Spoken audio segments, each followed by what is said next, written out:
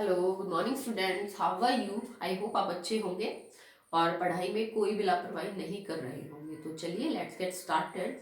हमने जो last video किया that will be writing formula and nomenclature of the coordination compound. I hope आपका clear होगा। अगर किसी बच्चे को कोई डाउट है तो आप मेरे से पूछ सकते हैं। तो इसके बाद जो टॉपिक दे रखा है बेटा that will be isomerism in the coordination compound, structural isomerism and stereo isomerism. Then stereo के दो पार्ट दे रखे हैं, ज्योमेट्रिकल एंड ऑप्टिकल। तो वो पोर्शन जो है वो अभी डिलीट हो चुका है कोरोना की वजह से। तो ये जो आइसोमेरिज्म का टॉपिक बीच में दे रखा था, स्ट्रक्चरल, स्टीरियो, ऑप्टिकल, ज्योमेट्रिकल, ये सब जो है वो डिलीट हो चुका है। तो उसके बाद जो अपना टॉपिक है दैट इज वर्नर्स थ्योरी। ठीक है, तो अब हम पढ़ेंगे वर्नर थ्योरी। वर्नर जो है वो एक साइंटिस्ट था जिसने कोऑर्डिनेशन कंपाउंड में बॉन्डिंग के रिगार्डिंग अपनी एक थ्योरी दी थी कि कोऑर्डिनेशन कंपाउंड्स कैसे बनते हैं, उनके बीच में बॉन्डिंग वगैरह कैसे होती है। उसने ये बात समझाने की कोशिश की थी। वो कर क्या रहा था बेटा, उसने कोबाल्ट क्लोराइड की रिएक्शन अमोनिया के साथ करवाई थी। ठीक है, वो कोऑर्डिनेशन कंपाउंड में ये देखना चाहता था कि वो बॉन्ड कैसे बनाते हैं, किस टाइप के कोऑर्डिनेशन कंपाउंड वगैरह बनते हैं, क्या उनकी coordination number, oxidation state and all that. ठीक है, स्ट्रक्चर, ज्योमेट्री कैसी होती है, बॉन्डिंग मेनली कैसी है। तो उसने कोबाल्ट क्लोराइड और अमोनिया की जो है वो रिएक्शन करवाई और उसने ये चेक किया कि जब उसने यही दो रिएक्टेंट यूज किए, बस कोबाल्ट क्लोराइड CuCl3 और अमोनिया, तो उसको अलग अलग कोऑर्डिनेशन कंपाउंड मिले जिनका रंग अलग अलग था, जिनकी प्रॉपर्टीज जो थी वो अलग अलग थी। और जब इन दोनों के रिएक्शन से बनने वाले कोऑर्डिनेशन कंपाउंड की रिएक्शन उसने AgNO3 के साथ करवाया। ठीक है, कि इन दोनों को मिला के अलग अलग कोऑर्डिनेशन कंपाउंड बन गए, उसके अलग अलग रंग के, अलग अलग प्रॉपर्टीज के, जिनकी कंडक्टिविटी अलग अलग थी। ठीक है, जिनके सॉल्यूशन की कंडक्टिविटी अलग अलग थी। उनकी जब इसने AgNO3 के साथ उस कोऑर्डिनेशन कंपाउंड की रिएक्शन जब AgNO3 के साथ करवाई, ठीक है, तो अलग अलग नंबर ऑफ मोल्स AgCl के प्रेसिपिटेट आउट हुए। AgCl पीपीटी आउट हुआ बट मोल्स जो थे वो अलग अलग थे। इसका मतलब कि वर्नर को ये बात थोड़ी अजीब लगी कि जब मैंने दो ही रिएक्टेंट चूज कर रखे हैं, अमोनिया एंड कोबाल्ट क्लोराइड, तो मेरा कोई एक ही कोऑर्डिनेशन कंपाउंड बनना चाहिए था जिसका कोई रंग होता, कोई ज्योमेट्री होती, कोऑर्डिनेशन नंबर, नाम, कंडक्टिविटी एक ही होनी थी। अलग अलग कंपाउंड क्यों बने अगर मेरे रिएक्टेंट बस दो ही है। इसका मतलब कोबाल्ट क्लोराइड और अमोनिया ने आपस में एक दूसरे के साथ रिएक्ट करके अलग अलग टाइप के कोऑर्डिनेशन कंपाउंड बना लिए, जिनमें कोई AgCl का एक भी मोल नहीं दे रहा था, कोई 2 दे रहे थे, कोई 3 दे रहे थे। तो ये चीज उसको थोड़ा सा अजीब लगी और उसने इनको स्टडी किया हर कंपाउंड को। ठीक है, तो उसको फॉर्मूले नजर आए कि अगर ऐसी कलर है, ऐसी आइंस हैं, इतने मोल AgCl के पीपीटी आउट हो रहे हैं, तो ये कंपाउंड होगा, नहीं तो फिर ये होगा। तो ऐसे करके उसने 5-6 कंपाउंड्स बना लिए कोऑर्डिनेशन कंपाउंड, जो एक्चुअली में कोबाल्ट क्लोराइड और अमोनिया के आपस में रिएक्ट करने से ही बन रहे थे। ठीक है, चलिए चेक करते हैं कौन से थे वो।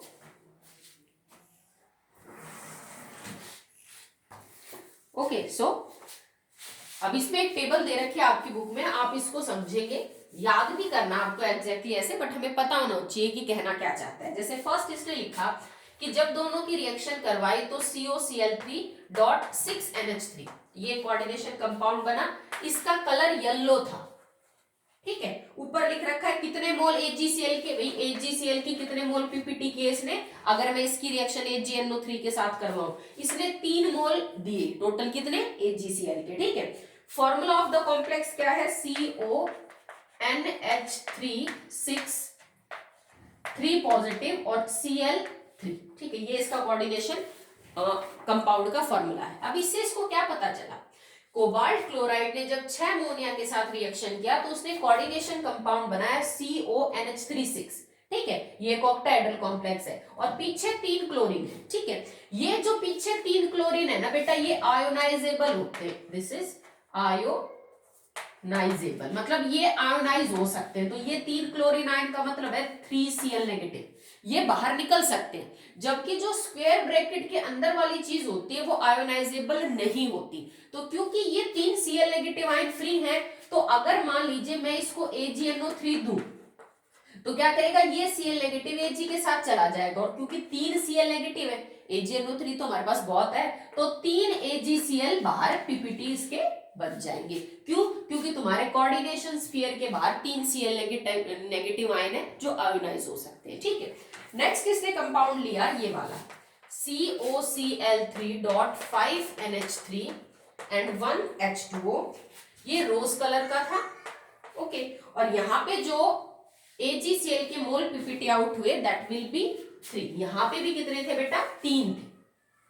तो इससे मेरे को एक बात पता चल गई कि AgCl के 3 मोल तो सिर्फ तब बाहर आएंगे जब हमारे पास क्लोरीन कितने हो, बाहर 3। तो इसका मतलब ये वाले जो क्लोरीन है ये तीनों बाहर की तरफ है। तो मुझे अंदर का नहीं पता, बट मुझे ये पता है कि क्लोरीन क्या है, बाहर है। तो अंदर 5 अमोनिया और 1 वाटर। तो आप लिख दीजिए कोबाल्ट, 5 अमोनिया और 1 वाटर। ये कोऑर्डिनेशन कंपाउंड का फॉर्मूला हो गया। यहाँ पे भी 3 AgCl है क्योंकि Cl3 आपके 3 है। अगला क्वेश्चन था, अगला कंपाउंड बना COCl3.5NH3। ठीक है, इसका कलर था बेटा पर्पल, और इसने 2 AgCl के मोल जो है वो बाहर दिए, मतलब अलग अलग रंग, अलग अलग मोल्स आ रहे थे, वही कोबाल्ट क्लोराइड और अमोनिया के साथ। तो कोबाल्ट क्लोराइड ने 5 अमोनिया को एज ए लिगेंड यूज किया। ठीक है, अगर 5 अमोनिया को यूज कर रहा है तो ये सारे कॉम्प्लेक्स बेटा आपके ऑक्टाहेड्रल थे। ऑक्टाहेड्रल मतलब जिनका कोऑर्डिनेशन नंबर क्या है, 6। तो मेरे को लिगेंड तो 6 पूरे करने ही थे। अगर यहाँ 5 ही अमोनिया है तो 1 क्लोरीन एज ए लिगेंड आ जाएगा। भाई क्लोरीन चाहे तो काउंटराइन हो सकता है, चाहे तो लिगेंड। तो इसमें हमें ऐसा फॉर्मूला बनाना पड़ेगा कि 5 तो अमोनिया लिगेंड आ जाए और 1 क्लोरीन लिगेंड के तौर पे मौजूद रहे। तो मॉलिक्यूलर फॉर्मूले में खाली 2 क्लोरीन बचे, अब तो 2 क्लोरीन बाहर रहेंगे। अगर 2 क्लोरीन बाहर रहेंगे तो जब मैं AgNO3 दूंगी तो AgCl के कितने मोल पीपीटी होंगे बेटा, 2। ठीक है, तो यहाँ 2 AgCl बाहर निकलेंगे क्योंकि अंदर वाला क्लोरीन आयोनाइजेबल नहीं है। कोऑर्डिनेशन स्फीयर की आयंस आयोनाइज नहीं होती है, ये हम शुरू में ही कर चुके हैं जब हम डबल सॉल्ट और कोऑर्डिनेशन कंपाउंड में डिफरेंस पढ़ रहे थे। ठीक है, अगला देखिए, अगला है COCl3.4NH3। The colour is violet, और ये 1 मोल AgCl का दे रहा था बाहर। इसका क्या मतलब है, देखो 4 अमोनिया 3 क्लोरीन, मुझे कोऑर्डिनेशन नंबर 6 के हिसाब से बनाना है, तो 4 तो अमोनिया लिगेंड हो जाएंगे, 2 मुझे यहाँ से क्लोरीन लेने पड़ेंगे। ठीक है, तो मैं फॉर्मूला लिखूंगी CONH3 4, 2 क्लोरीन अंदर और खाली 1 क्लोरीन बाहर बचा। तो अब AgCl की कितने मोल पीपीटी होंगे बेटा, 1, क्योंकि बाहर कितना क्लोरीन है, 1। ठीक है, ऐसा ही सेम कॉम्प्लेक्स था COCl3.4NH3, वॉयलेट की जगह ग्रीन कलर ग्रीन था, बाकी सब सेम था। अब इसका क्या मतलब हुआ कि मैडम जब सेम मॉलिक्यूलर फॉर्मूला है, दोनों AgCl के 1-1 मोल ही बाहर दे रहे हैं, इसका भी फॉर्मूला यही और इसका भी यही, तो रंग अलग क्यों? वो इसलिए हुआ बेटा क्योंकि इनमें ज्योमेट्रिकल आइसोमर करने की प्रॉपर्टी है। ये एक मॉलिक्यूल सिस तो दूसरा मॉलिक्यूल क्या है, ट्रांस है। तो सिस और ट्रांस की प्रॉपर्टीज अलग अलग होती है। दैट्स व्हाई आपको बाकी सब सेम होने के बावजूद एक वॉयलेट कलर का नजर आ रहा है और एक ग्रीन कलर का। आप समझ सकते हो, देखो इसमें 4 अमोनिया है और 2 क्लोरीन है, तो 2 क्लोरीन अगर एक दूसरे के आमने सामने आ गए तो क्या हो जाएगा, ट्रांस, और वो एक ही साइड में होंगे तो क्या हो जाएगा, सिस। ठीक है, नेक्स्ट देखिए, अगला था COCl3.3NH3। इसका कलर था ब्लू ग्रीन, हल्का नीला हरा। ठीक है, और AgCl के इलेक्ट्रो जो मोल्स थे वो कितने प्रेसिपिटेट आउट हुए बेटा, 0। इसका मतलब ये है कि बाहर तो एक भी क्लोरीन आयन नहीं है काउंटर स्फीयर के, तभी तो कोई AgCl बना ही नहीं, क्योंकि उसने रिएक्शन करने के लिए कोई Cl नेगेटिव आयन था ही नहीं। तो मेरे को 3 ही क्लोरीन और 3 ही अमोनिया सारे कोऑर्डिनेशन स्फीयर के अंदर ही रखने हैं। ठीक है, तो इसने क्या किया, कोबाल्ट, अमोनिया 3 और क्लोरीन भी 3 अंदर रख के और आपका कॉम्प्लेक्स होके निकला। देखो चार्जेस मैंने यहाँ पे इंक्लूड नहीं किया, आप चार्जेस लगा सकते हो, जैसे इस पे लगा रखा है तो इस पे भी चार्ज आएगा बेटा, क्योंकि कोबाल्ट 3 है ना यहाँ पे, तो आप चार्जेस वगैरह खुद लगा लीजिए। तो ऐसा करके उसने और भी कंपाउंड्स को स्टडी किया, not only about this cobalt, chloride and ammonia. फिर वो इनकी कंडक्टिविटी पढ़ता गया कि इस कंपाउंड की कंडक्टिविटी कैसी है, इसकी ज्यादा है कि कम, इसकी ज्यादा है कि कम। तो हमने जब इलेक्ट्रोकेमिस्ट्री पढ़ी तो देखा था कि कंडक्टिविटी नंबर ऑफ आयंस की वजह से होती है। ठीक है, यहाँ देखो अगर मैं तुमसे ये पूछूं बेटा इस कंपाउंड में टोटल कितनी आयन है, तो तुम क्या कहोगे कि मैडम 3 तो क्लोरीन है और 1 ये पूरी। भाई इसके ऊपर भी तो कोई चार्ज है ना कोऑर्डिनेशन स्फीयर पे, तो इसमें टोटल 4 आयन है, 3 और 1 4, तो इसकी कंडक्टिविटी 4 आयंस के हिसाब से होगी। अगर मैं ये पूछूं कि इसके अंदर कितनी आयंस है, तो देखो 1 और 1 2, बस। अंदर वाला तो पूरा एक की तरह बिहेव करता है कोऑर्डिनेशन स्फीयर, एक आयन बाहर है, तो कहां तो 4 आयंस की वजह से कंडक्टिविटी और कहां 2, तो इनकी ज्यादा होगी, इनकी क्या मिलेगी, कम।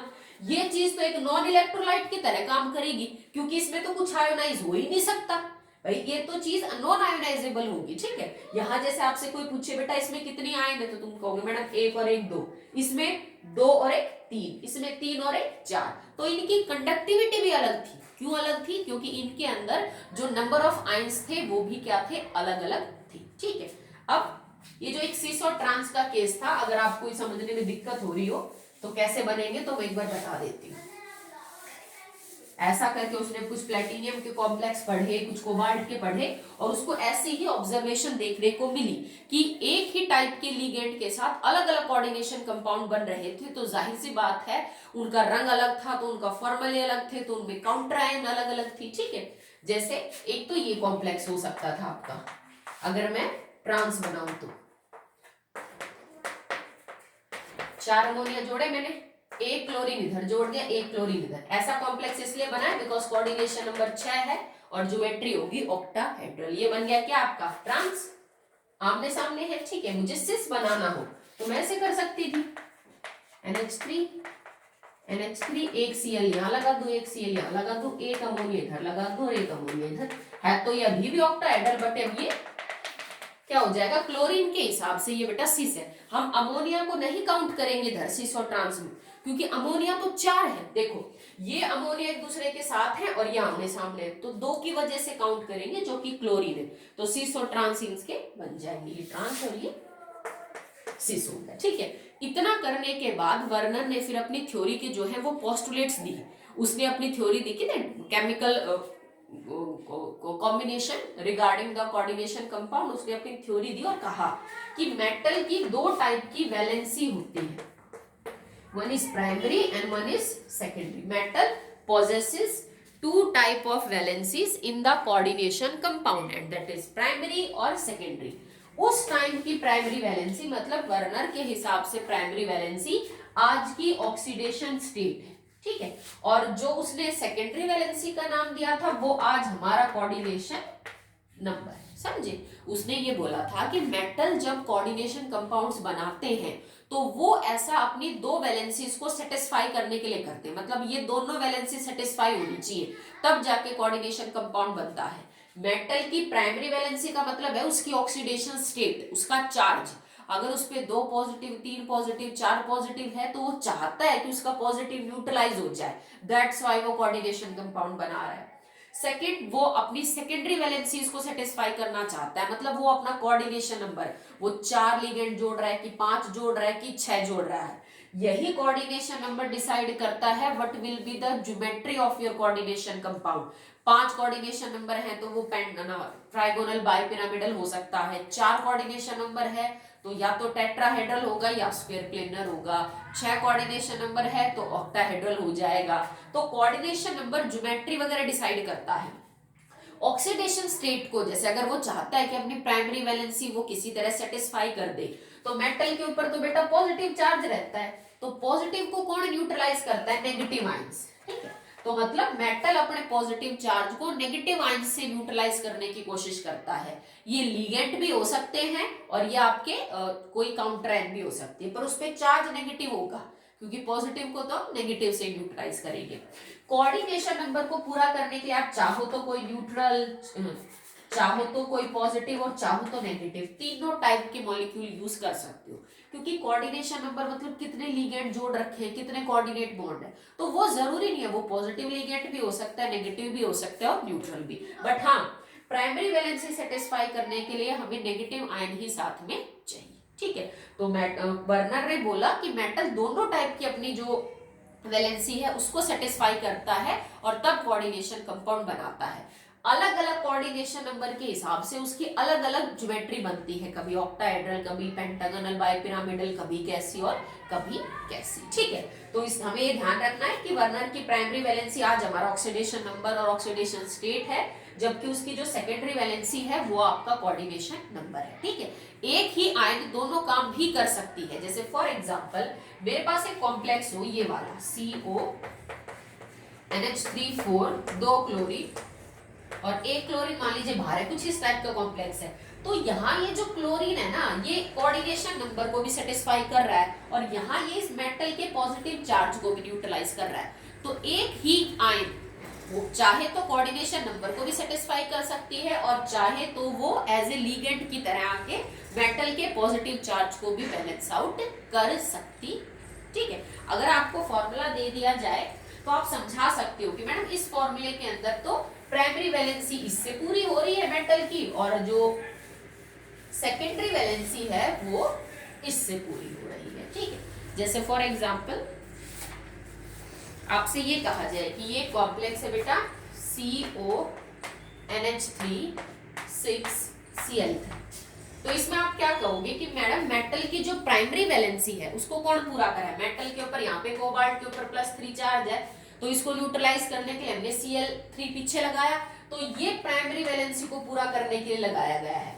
जबकि जो 6 अमोनिया है ये कोऑर्डिनेशन नंबर डिसाइड कर रहे हैं, तो ये इसकी सेकेंडरी वैलेंसी इसको पूरा करने के लिए लगाए गए हैं। ठीक है, अब जैसे चाहे तो आप इसको अलग अलग भी दिखा सकते हैं।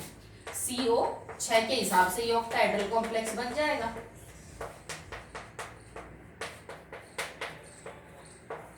एक NH3 ऊपर और एक इधर। ठीक है, ये हो गया कोऑर्डिनेशन नंबर 6 के हिसाब से ऑक्टाहेड्रल। अब मुझे 3 क्लोरीन दिखाने, तो आप चाहो तो डॉटेड करके दिखा दो भाई, एक क्लोरीन इधर, एक क्लोरीन इधर और एक क्लोरीन इधर। अब इसका क्या मतलब है?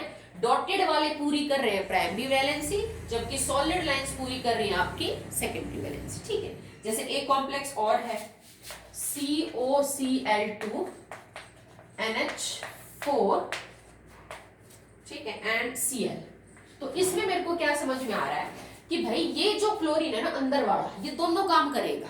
ये अपने नेगेटिव चार्ज से इसका पॉजिटिव भी बैलेंस कर रहा है और ये फिर कोऑर्डिनेशन नंबर में भी हेल्प कर रहा है। तो ये दोनों का काम कर रहा है, प्राइमरी भी सेटिस्फाई करेगा, सेकेंडरी भी। ये क्लोरीन खाली प्राइमरी सेटिस्फाई कर रहा है, ये अमोनिया खाली सेकेंडरी वैलेंसी को सेटिस्फाई कर रहा है, पर ये दो क्लोरीन प्राइमरी को भी सेटिस्फाई कर रहे हैं और सेकेंडरी को भी सेटिस्फाई कर रहे हैं। ठीक है, तो बना देते हैं कोबाल्ट, एक अमोनिया इधर, एक अमोनिया इधर, इधर और इधर।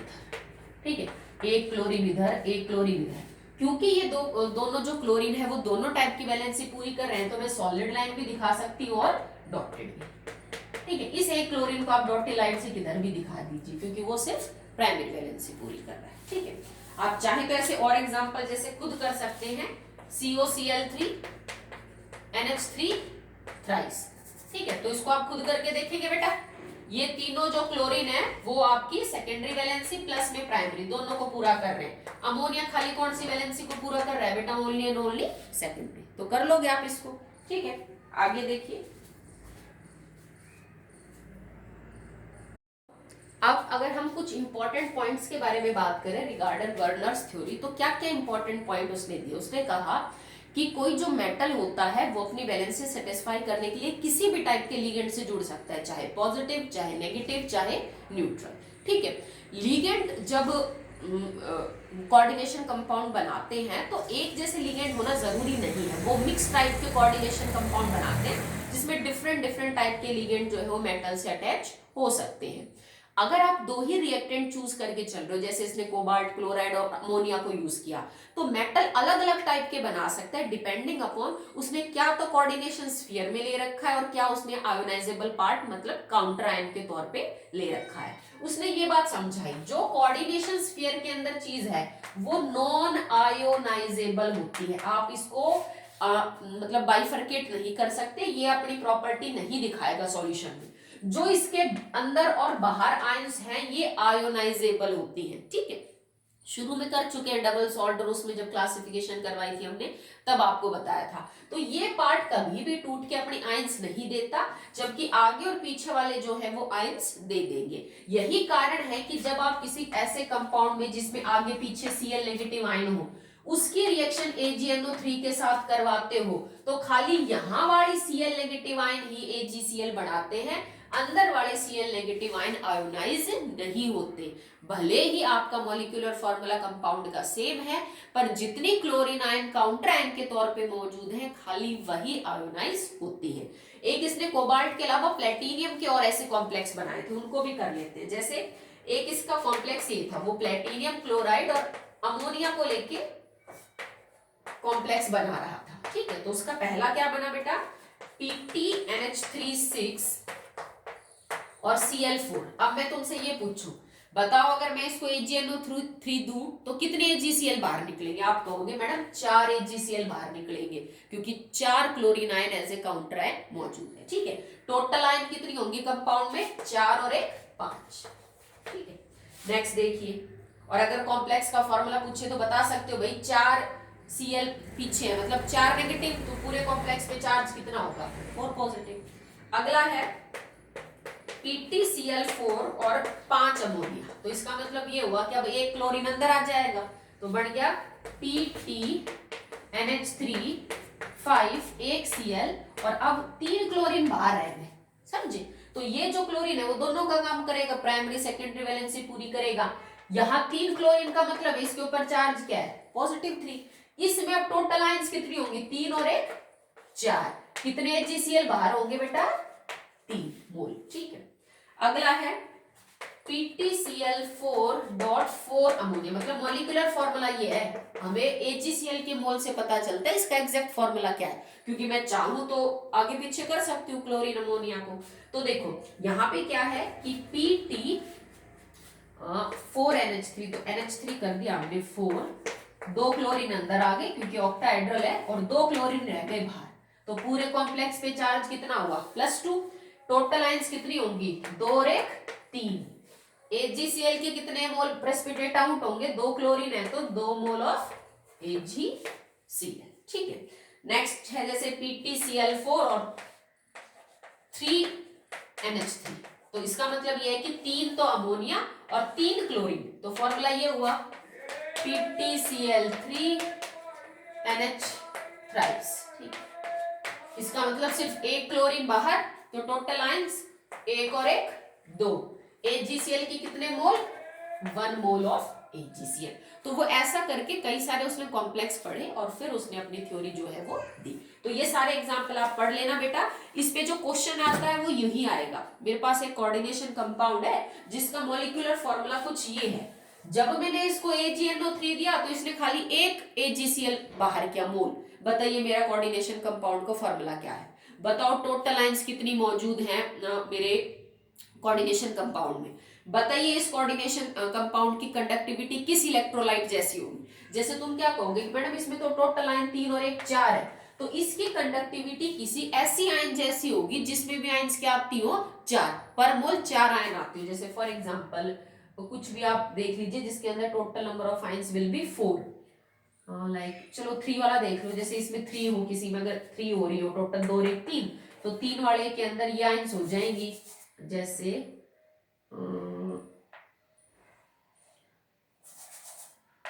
BaOH ट्वाइस, तो 2 आयंस तो इसकी वजह से और 1 आयंस इसकी वजह से। तो कई बार ये भी पूछ लेते हैं कि इस कोऑर्डिनेशन कंपाउंड की कंडक्टिविटी किस इलेक्ट्रोलाइट जैसी होगी? तो इस कंपाउंड में जितनी आयंस है, जिस इलेक्ट्रोलाइट में उतनी आयंस होंगी पर मोल, उसकी कंडक्टिविटी उससे मैच कर जाएगी, ठीक है। तो यहाँ हमारी वर्नर थ्योरी खत्म होती है। नेक्स्ट है बेटा इसका लिमिटेशन पार्ट, कि वर्नर ने फिर इतना बताया कोऑर्डिनेशन कंपाउंड में बॉन्डिंग के रिगार्डिंग, तो वो क्या नहीं समझा पाया? वो ये नहीं समझा पाया कि कुछ मेटल बहुत अच्छे कोऑर्डिनेशन कंपाउंड बनाते हैं, यूजुअली डी ब्लॉक एलिमेंट। हर मेटल कोऑर्डिनेशन कंपाउंड क्यों नहीं बनाता? अलग अलग मेटल की अलग अलग शेप और ज्योमेट्री जो है वो क्यों होती है, ठीक है। कि कोऑर्डिनेशन कंपाउंड कोई ऑक्टाहेड्रल है, कोई टेट्राहेड्रल है, कोई स्क्वायर प्लेनर है, ये चीज भी वो नहीं समझा पाया, ठीक है। तो ये कुछ बातें थी जो वर्नर एक्सप्लेन नहीं कर पाया। तो that's all for today. Important है, कॉम्पिटिटिव एग्जाम में इसमें बहुत क्वेश्चन पूछे जाते हैं यही रिगार्डिंग कितने मोल AgCl के प्रेसिपिटेट आउट होंगे। या तो ये पूछ लेगा या ये तुम्हें बता देगा कि बेटे AgCl के इतने प्रेसिपिटेट आउट हो रहे हैं तो तुम फॉर्मूला बताओ, ठीक है। तो इतना आप कर लेना।